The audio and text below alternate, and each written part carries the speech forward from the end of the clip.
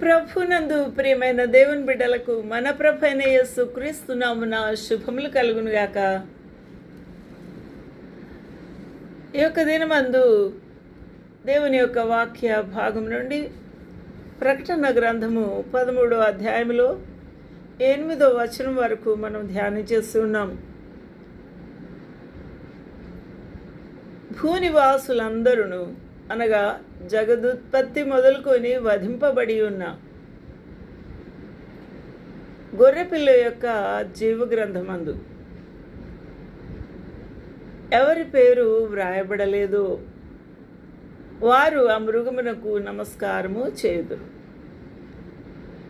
ఈ యొక్క ఆశ్చర్యకరమైన ఈ యొక్క జీవ గ్రంథము ఎప్పటి నుంచి ఉంది అని మనం ఆలోచన చేస్తే, ఈ జీవ గ్రంథమును జగదుత్పత్తి మొదలుకొనే నమోదు చేస్తూ ఉన్నాడు. అక్కడ ఎవరి పేర్లు వ్రాయబడ్డాయో, నమోదైపోయి ఉన్నాయో వారి లిస్ట్ అంతా కూడా జీవ గ్రంథంలో ఉంది.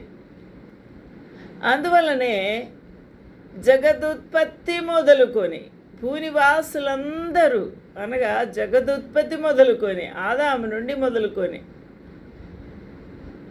వధింపబడి ఉన్న గొర్రెపిల్ల యొక్క జీవ గ్రంథమందు ఎవరి పేరు వ్రాయబడలేదో, ఎవరి పేరైతే అక్కడ నమోదు చేయబడలేదో వారే ఈ యొక్క క్రూర మృగమునకు సంబంధించిన వారు, దానిని నమస్కారము చేయువారు, పూజించువారు. కాబట్టి భూనివాసుల్లో 2 రకములైన మనుషులు ఉన్నారు. క్రూర మృగమునకు నమస్కరించుచు దాని వెనకాల వెళుతూ ఉన్నవారు.